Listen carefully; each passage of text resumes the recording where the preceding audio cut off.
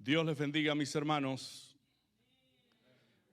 Exaltamos y glorificamos el nombre de Dios, porque en su bondad nos ha concedido este tiempo, esta oportunidad de escuchar su palabra. En el día de hoy quiero predicarles un tema bajo el título: Pon el Evangelio en el centro de tu corazón. Pon el Evangelio en el centro de tu corazón. Y he usado como base para esta exposición Marcos 1, versículo 15. Dice así la palabra de Dios. Después que Juan fue encarcelado, Jesús vino a Galilea predicando el evangelio del reino de Dios, diciendo: el tiempo se ha cumplido y el reino de Dios se ha acercado. Arrepentíos y creed en el evangelio. A lo largo de la historia, el evangelio ha sido interpretado de distintas maneras. Cada persona se ha creado o se ha formulado una versión del evangelio. Hoy existen tantas iglesias que predican acerca del evangelio y cada iglesia, cada creyente se ha formulado su propia versión del evangelio. Unos creen que el evangelio es una doctrina, otros creen que es una filosofía de vida o un estándar moral de vida. Pero el evangelio es la buena noticia de la venida del Hijo de Dios a la tierra. El evangelio es entonces Jesucristo. El evangelio es acerca de Jesús, acerca de su nacimiento, acerca de su vida y ministerio, acerca de su muerte, acerca de su resurrección, acerca de su ascensión y acerca de su segunda venida. Ese es el evangelio. Pero quisiera repasar con ustedes cada parte de estas para ver el contenido en sí del evangelio y poder ser estimulados a poner el evangelio en el centro de nuestro corazón. El evangelio vivo, el evangelio real, el evangelio que es verdadero, no es falsificado, es verdadero, así tal y como se predicó.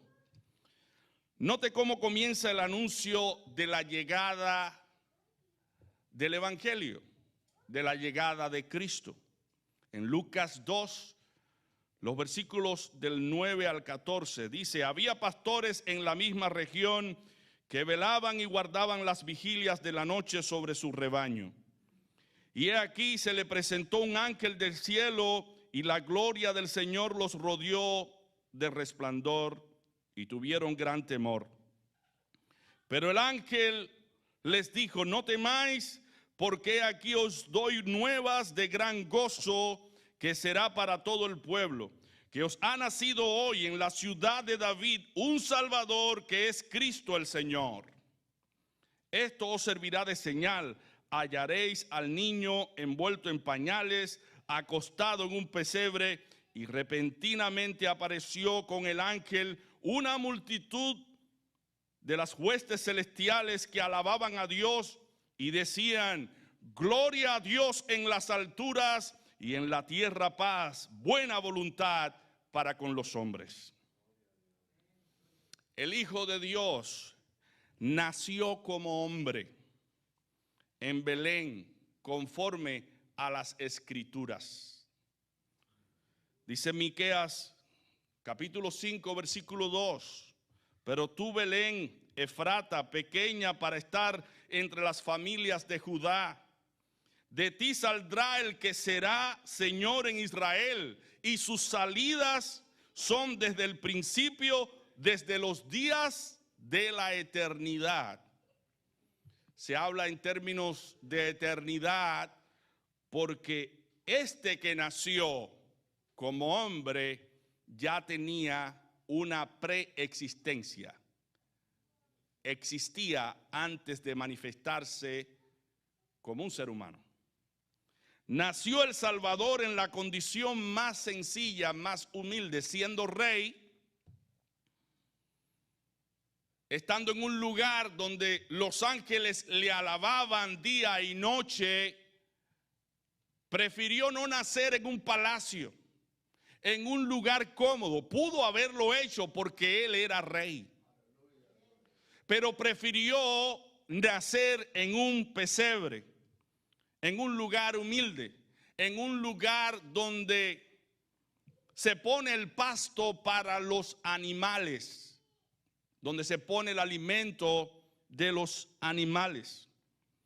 Dice Lucas 2:12, esto os servirá por señal. Había una señal. Hallaréis al niño envuelto en pañales, acostado en un pesebre. No se halló lugar para poner ese niño. Todos los lugares estaban cerrados. José y María tuvieron que ir a un lugar de animales para que naciera el Hijo de Dios. Y Juan testifica en 1 de Juan 14, y aquel verbo fue hecho carne y habitó entre nosotros, y vimos su gloria, gloria como del unigénito del Padre, lleno de gracia y de verdad. Y nos dice también Juan, en Juan 1:17, pues la ley por medio de Moisés fue dada, pero la gracia y la verdad vinieron por medio de Jesucristo. Gloria damos a Dios por Jesucristo, porque la gracia y la verdad vinieron a través de Él. En Cristo se ofrece gracia y perdón. El Padre lo entregó como ofrenda expiatoria para que todo aquel que en Él cree no se pierda, mas tenga vida eterna. Para morar con nosotros, el Hijo de Dios tuvo que adoptar nuestra propia naturaleza. Antes de Abraham ya Él era, ya Él existía. En otro modo de existencia, pero ya existía. Cristo mismo habló de su preexistencia cuando dijo, antes que Abraham fuese, yo soy. Era el Dios encarnado. Por eso Pablo no tuvo dilación alguna y reparo alguno para poner en perspectiva este gran acontecimiento.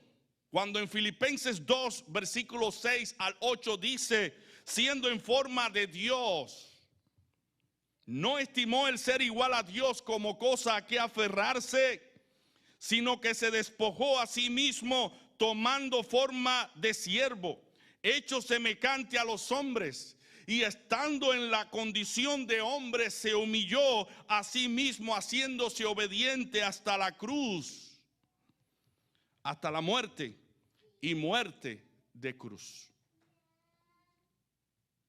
Él se despojó, se vació de toda la gloria que Él disfrutaba en el cielo para venir y estar con nosotros en forma humana para que nosotros pudiésemos entender a Dios.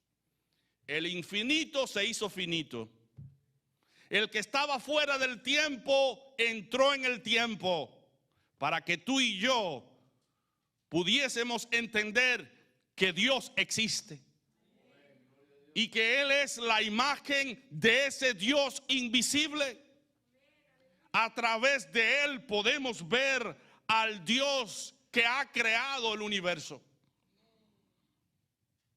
Por eso Juan, cuando habla de Él, dice que todas las cosas por Él fueron hechas y nada de lo que ha sido hecho sin Él fue hecho.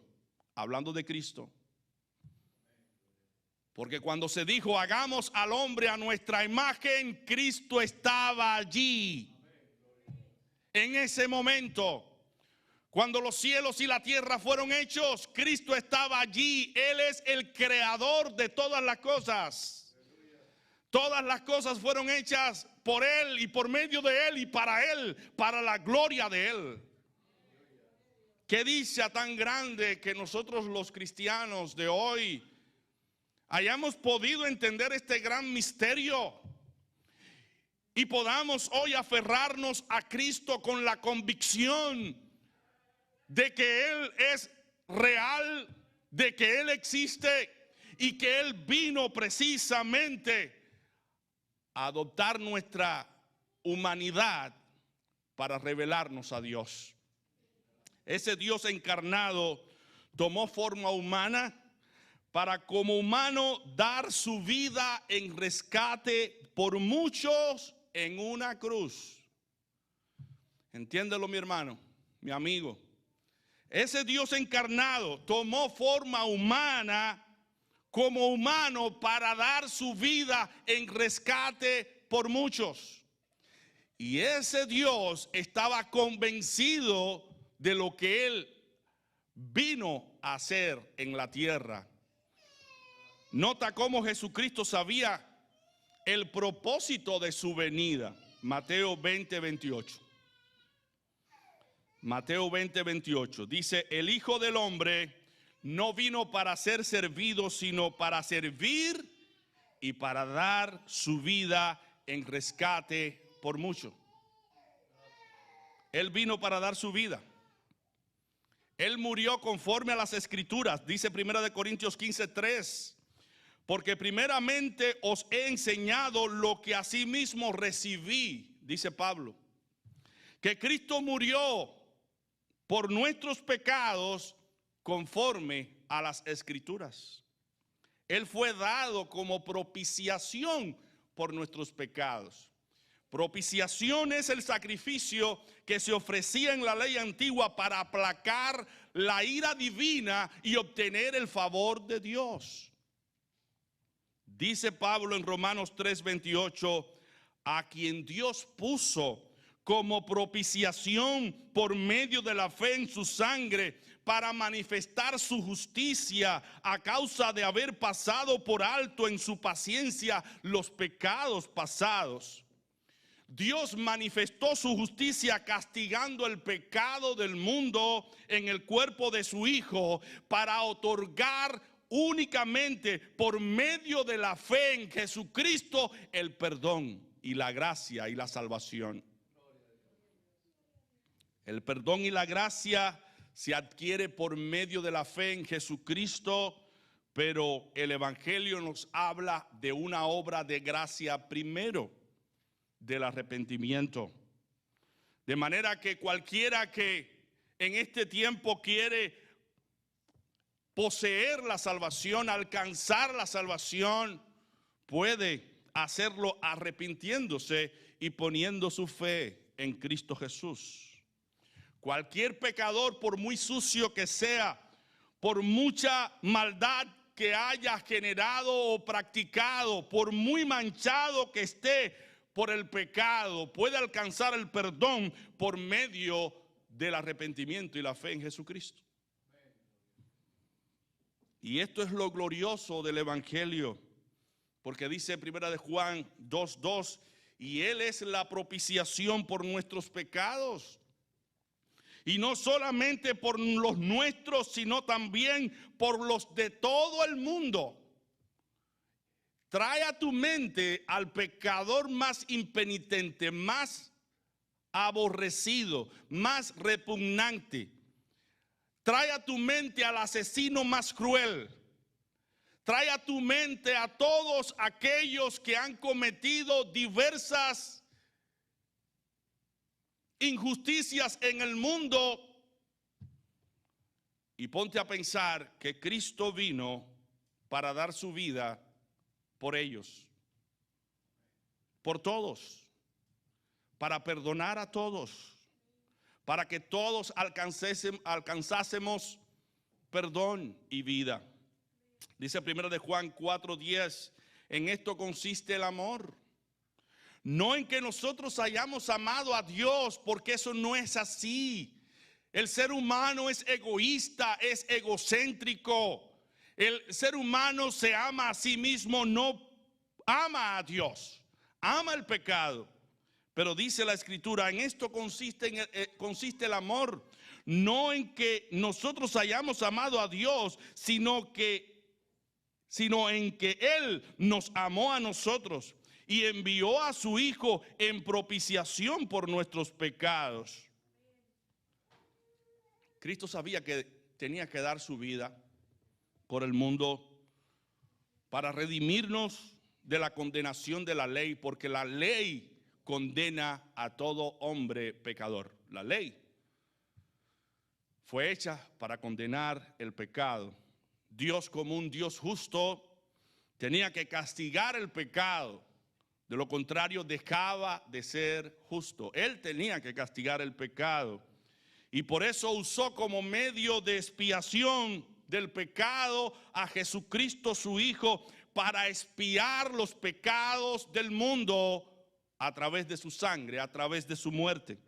Por eso Jesucristo les dice a sus discípulos en Lucas 9:22, es necesario que el Hijo del Hombre padezca muchas cosas y sea desechado por los ancianos, por los principales sacerdotes, por los escribas, y que sea muerto y resucite al tercer día. Él sabía que Él era el Cordero del mundo.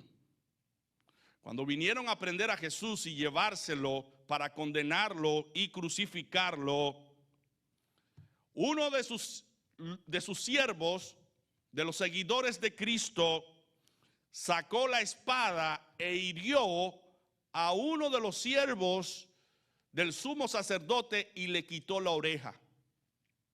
En ese momento Jesús le dijo a ese que había sacado la espada, vuelve la espada a su lugar. Y eso se encuentra en Mateo 26 del 53 al 58. Dice la Escritura, vuelve tu espada a su lugar, porque todos los que tomen espada a espada perecerán. ¿Acaso piensas que no puedo ahora orar a mi Padre y que Él no me daría más de 12 legiones de ángeles? Pero ¿cómo entonces se cumplirían las Escrituras de que es necesario que así se haga? Cristo no se dejó defender porque Él entregó su vida. Él se ofreció, el Padre lo entregó, pero Él voluntariamente se entregó.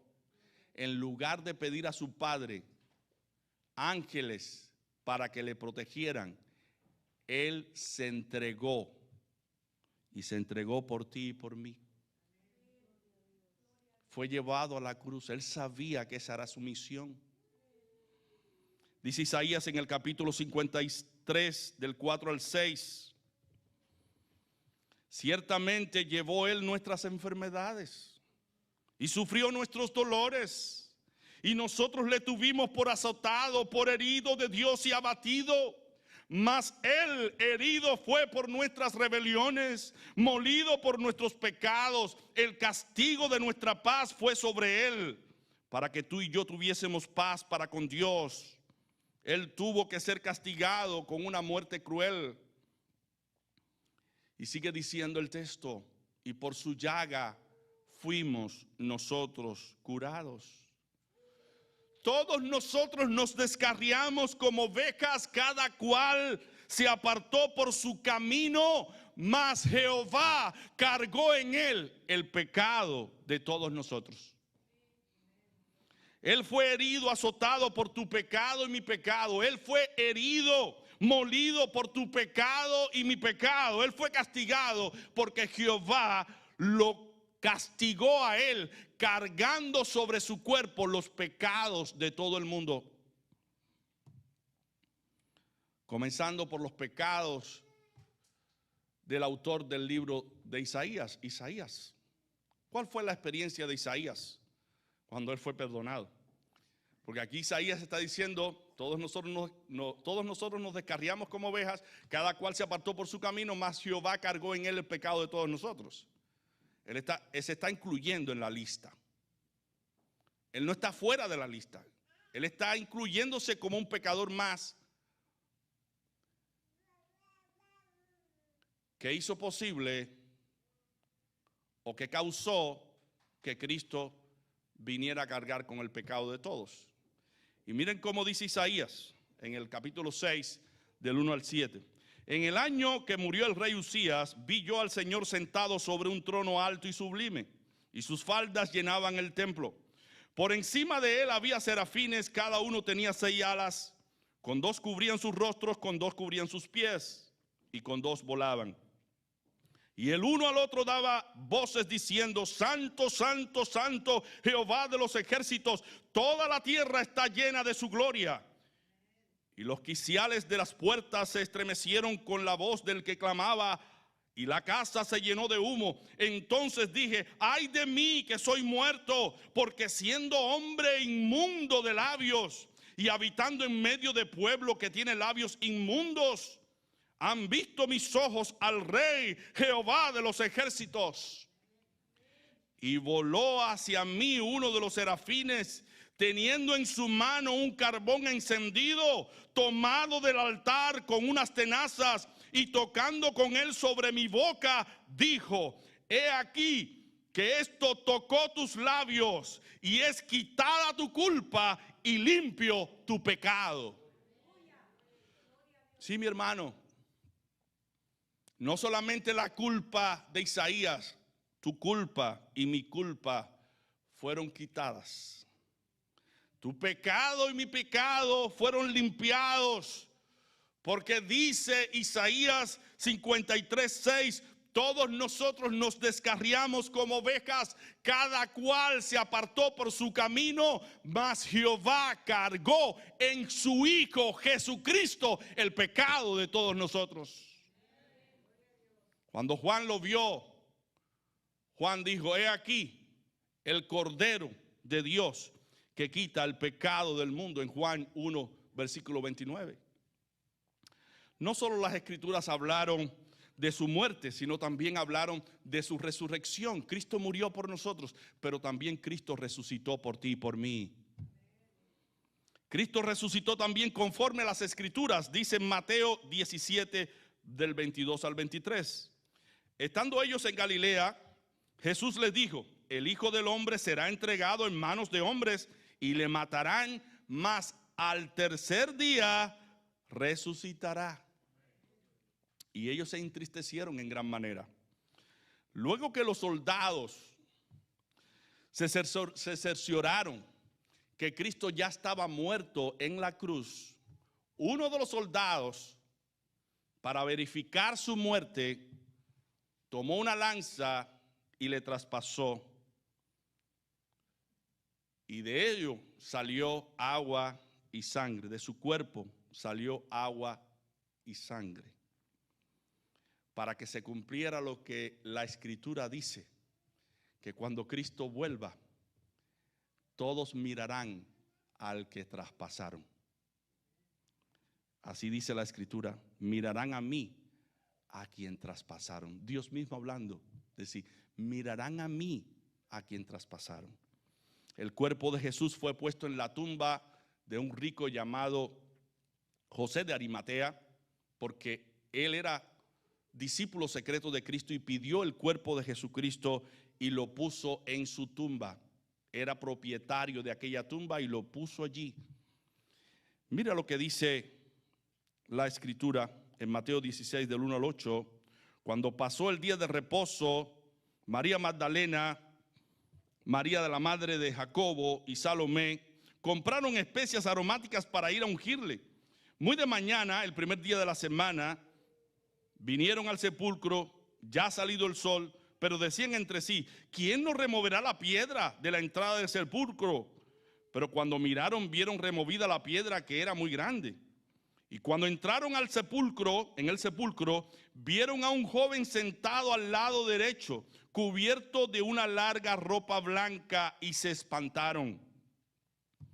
Mas él les dijo: no os asustéis, buscáis a Jesús Nazareno, el que fue crucificado, ha resucitado, no está aquí, mirad el lugar en donde le pusieron.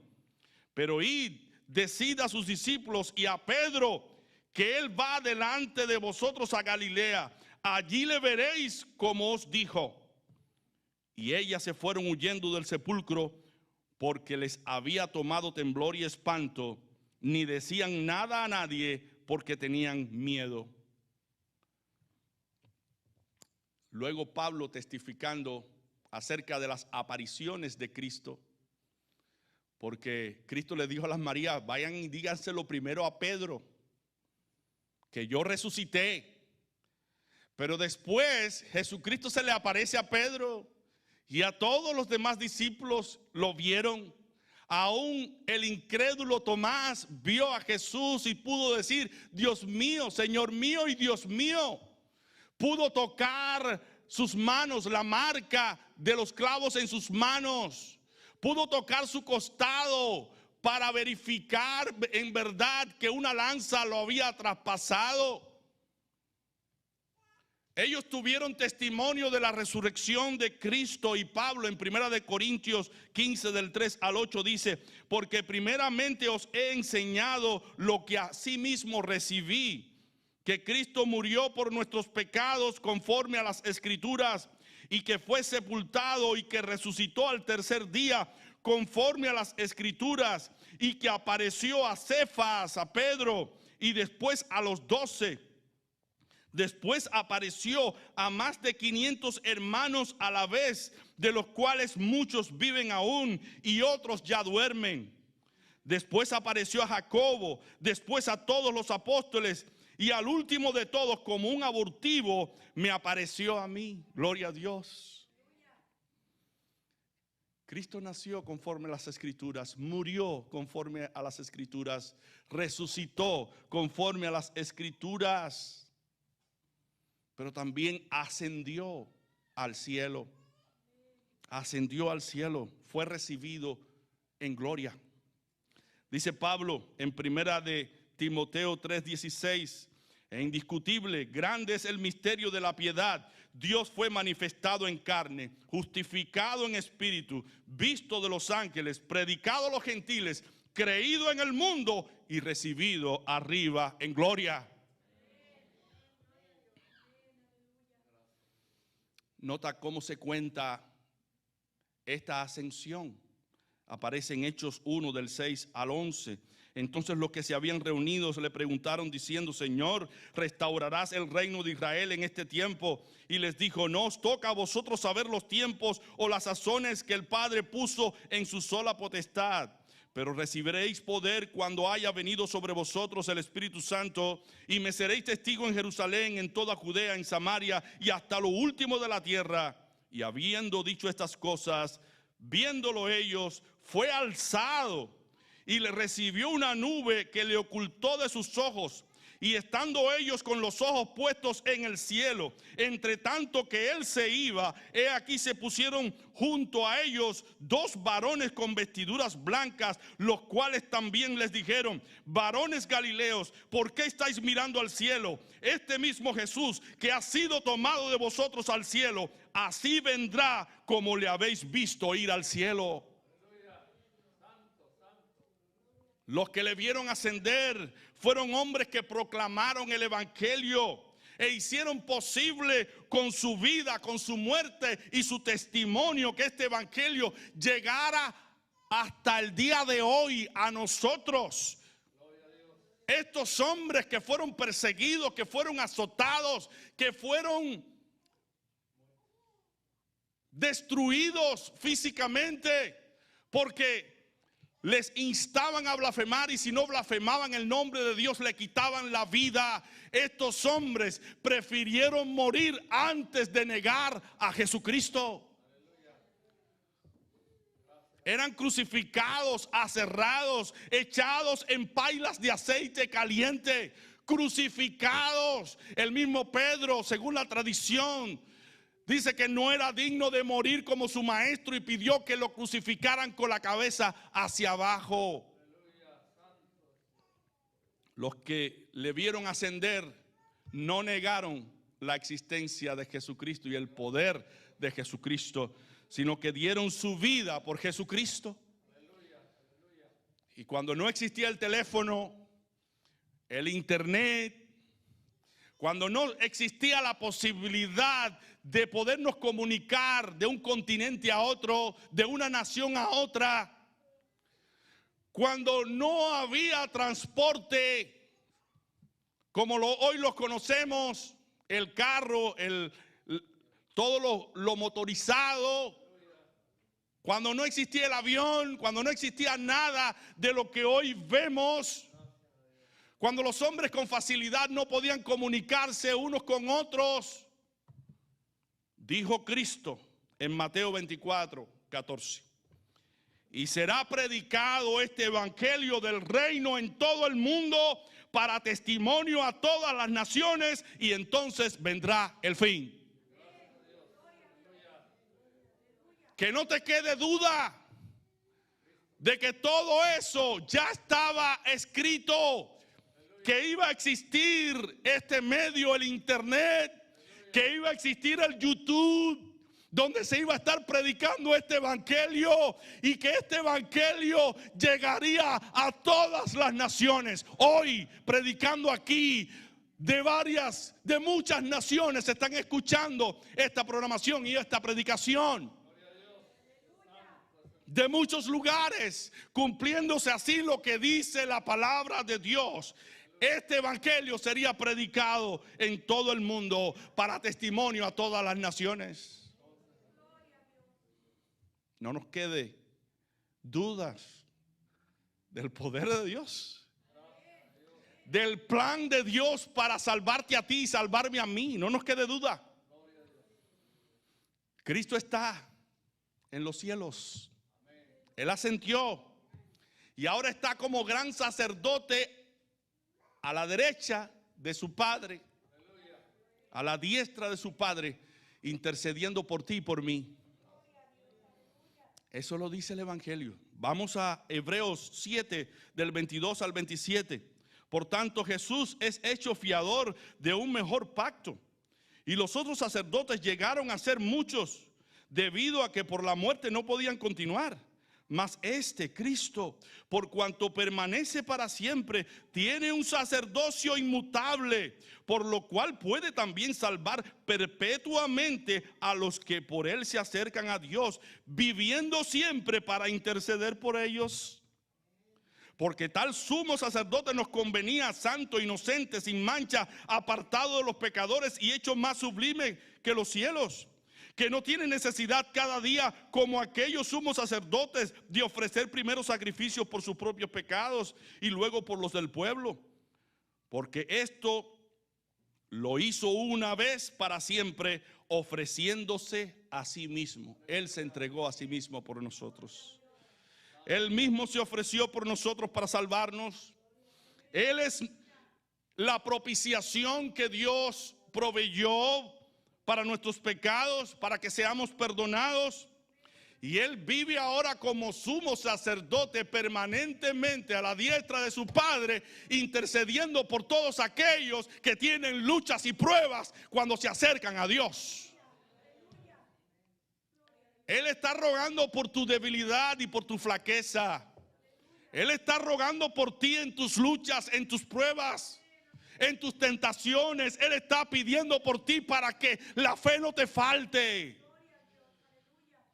Por eso dice Pablo en Romanos 8, del 33 al 34, ¿quién acusará a los escogidos de Dios? Dios es el que justifica. ¿Quién es el que condenará? Cristo es el que murió, más aún el que también resucitó, el que además está a la diestra de Dios y el que también intercede por nosotros. Cuando el diablo venga a decirte que tú no vales nada, que has pecado, que has caído, que no tienes esperanza, mira a Cristo en la cruz dando tu vida por ti. Míralo ahí. Y apropiate de lo que el evangelio dice, que si te arrepientes y te vuelves a Jesucristo y pones tu fe en Él, tú serás salvo. Pero ese sumo sacerdote, Jesucristo, que ruega por nosotros, nos sigue llamando al arrepentimiento y a la fe. Mi hermano, si Él murió por los pecados, ¿tú crees que Él va a desear que tú vivas en el pecado?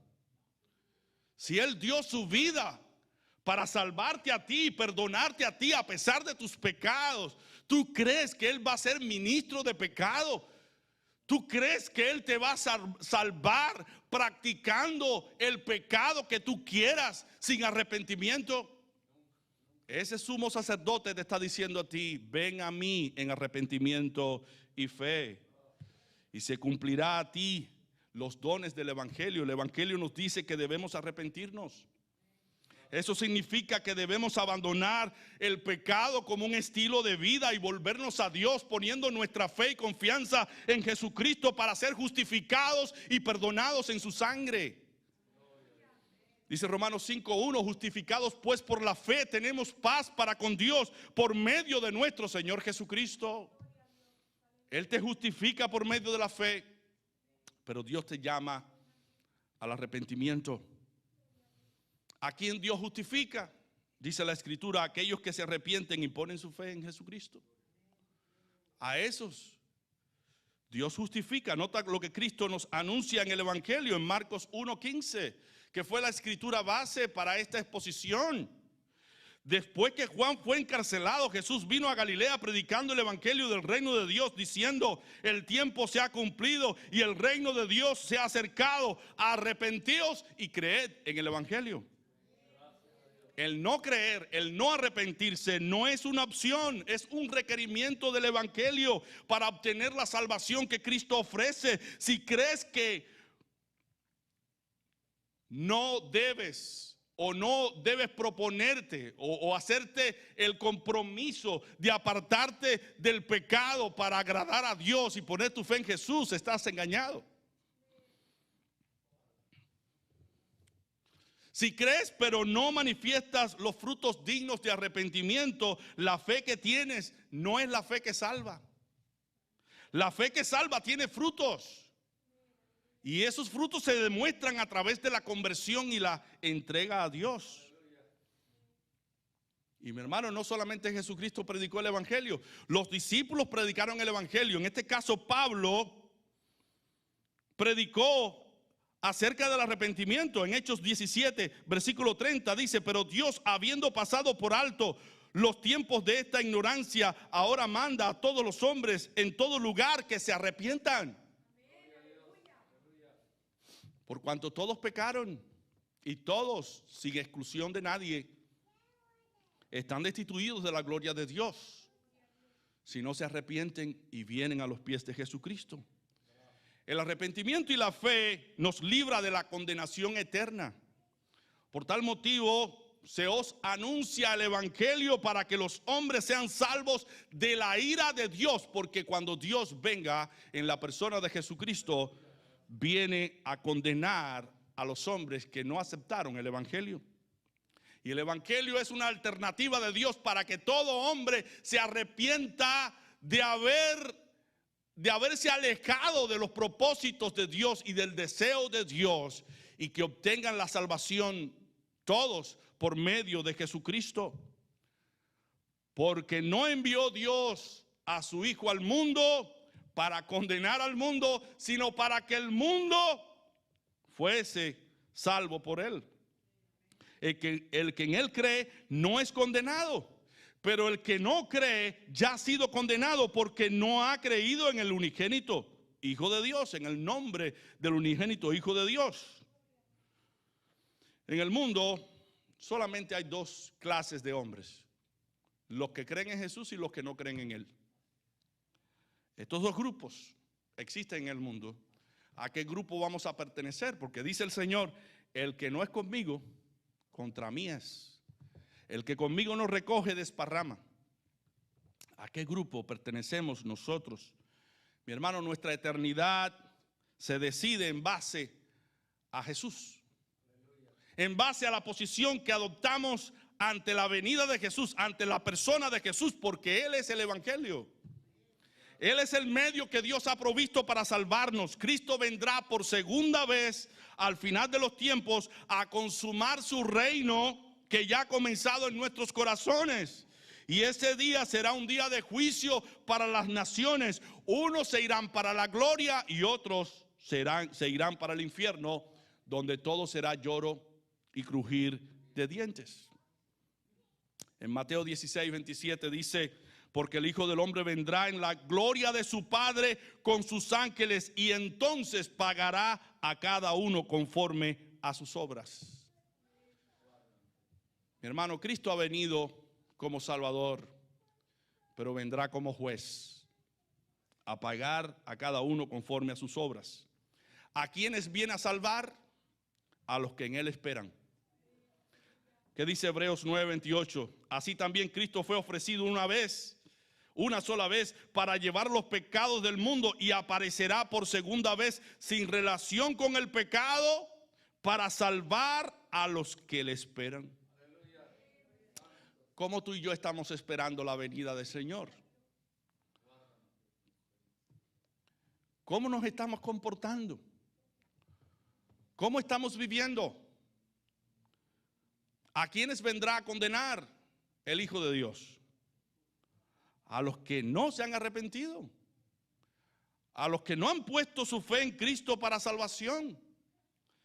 Primera de Juan 3:18 dice: el que en Él cree no es condenado, pero el que no cree ya ha sido condenado, porque no ha creído en el nombre del unigénito Hijo de Dios. Vendrá a condenar y a excluir de su reino también a los que viven en prácticas injustas y pecaminosas. ¿Qué dice la Escritura en 1 Corintios 6, del 9 al 15? ¿No sabéis que los injustos no heredarán el reino de Dios?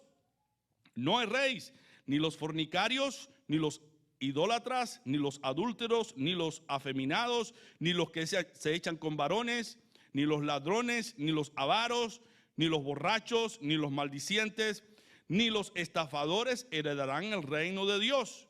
Y esto erais algunos, mas ya habéis sido lavados, ya habéis sido santificados, ya habéis sido justificados en el nombre del Señor Jesús y por el Espíritu de nuestro Dios.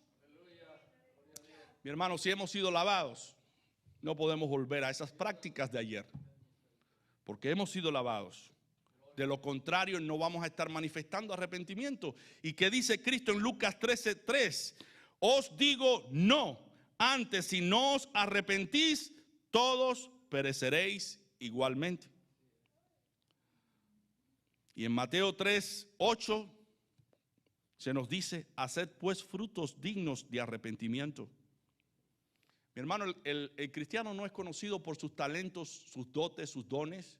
Es conocido por sus frutos. ¿Qué dice Cristo? Por sus frutos los conoceréis. Tenemos que evidenciar que realmente estamos arrepentidos y que el evangelio está en el centro de nuestro corazón.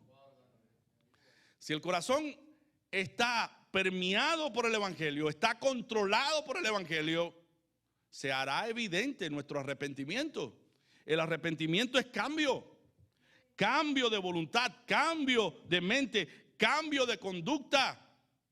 Ese es el arrepentimiento. El evangelio es la buena noticia que Dios da a todo pecador para que sea salvo. Es la buena noticia, y esta noticia parte de la premisa de que Jesucristo nació, vivió, murió, resucitó, ascendió al cielo y vendrá por segunda vez por aquellos que se hayan arrepentido y puesto su fe en Él. Eso es lo que dice el evangelio. La puerta de salvación está abierta, mi amigo, para ti y para mí, para que seamos salvos. Debemos darnos prisa como Zaqueo. Cuando Jesucristo le dice a Zaqueo: Zaqueo, date prisa, porque es necesario que hoy yo pose en tu casa. Cristo a ti te está diciendo lo mismo. Date prisa.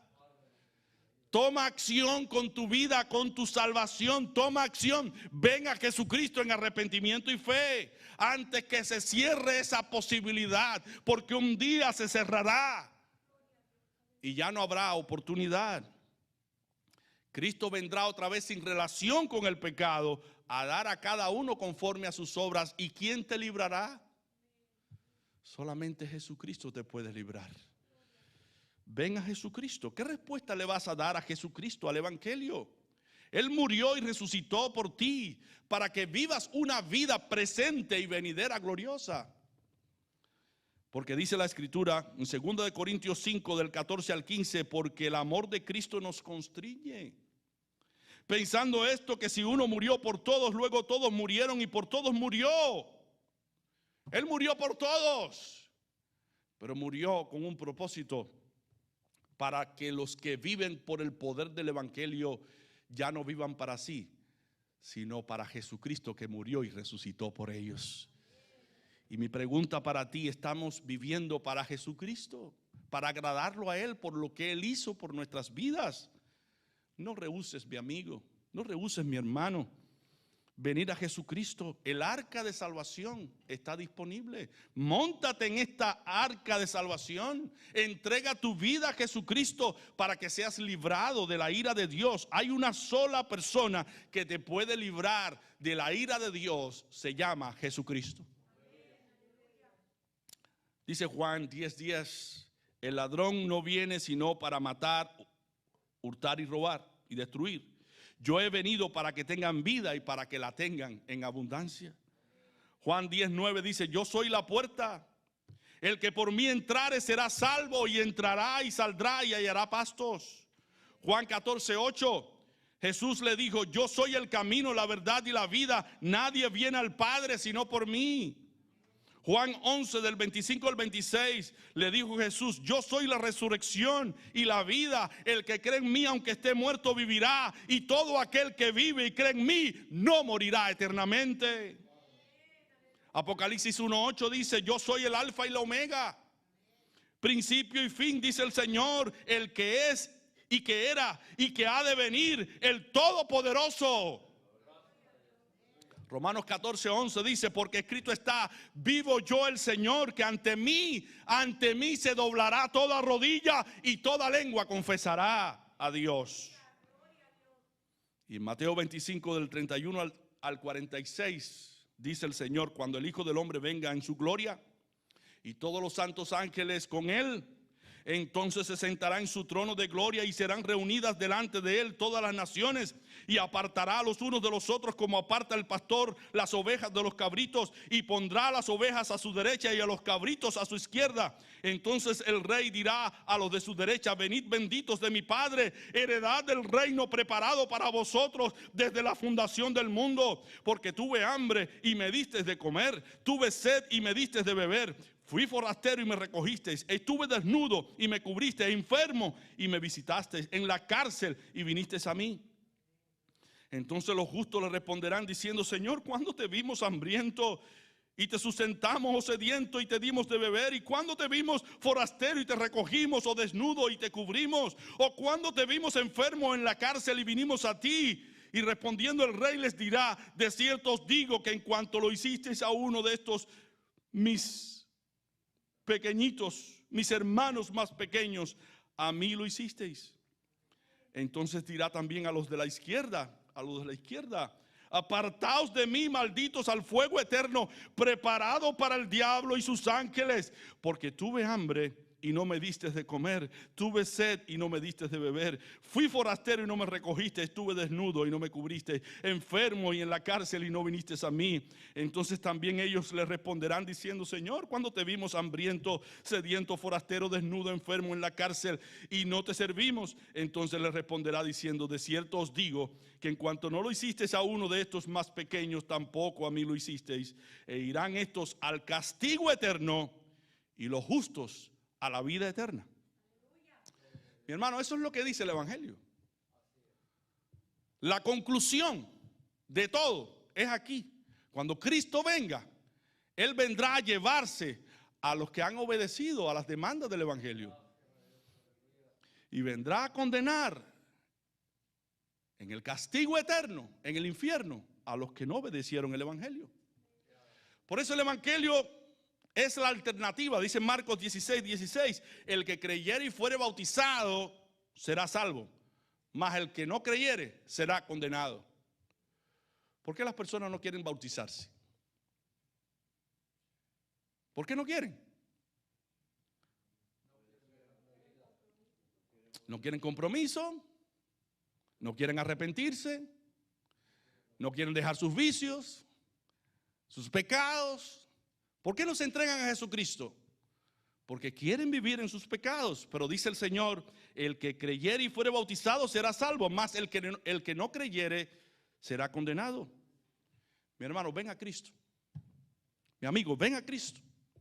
Si ya tú estás en el camino y te has desviado un poco y has empezado a practicar pecados y estilos de vidas que no se conforman al evangelio, el Espíritu Santo hoy te está llamando a ti, sí, a ti mi hermano, al arrepentimiento, para que te reconcilies nuevamente con el Señor y abandones el pecado, porque Cristo no es ministro de pecado. Si tú estás creyendo como otras iglesias que descansan en la gracia de Dios como una alternativa para vivir en todos los pecados que ellos quieran, estás engañado, vas derechito al infierno.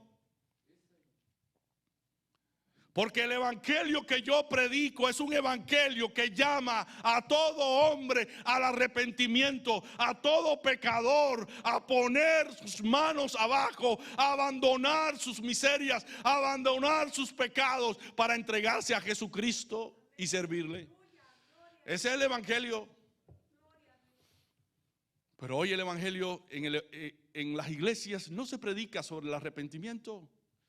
Pero es mi deber como pastor predicarte a ti como alguien que te ama y quiere que tú seas salvo. Y también como alguien que quiere ser beneficiado con este mismo mensaje y no conformarse a la cultura del presente y andar en una vida alejada de Dios. Para mí también es este evangelio. Arrepentíos y creed en el evangelio. Y para ti, amigo, que quizás escuchando este mensaje piensas que para ti no hay solución, Cristo murió por todos los pecados y por todos los pecadores. Y tú hoy puedes ser el primer beneficiado con el perdón y la gracia de Jesucristo. Por eso, a todos les digo, pongamos el evangelio en el centro de nuestros corazones. Que Dios les bendiga.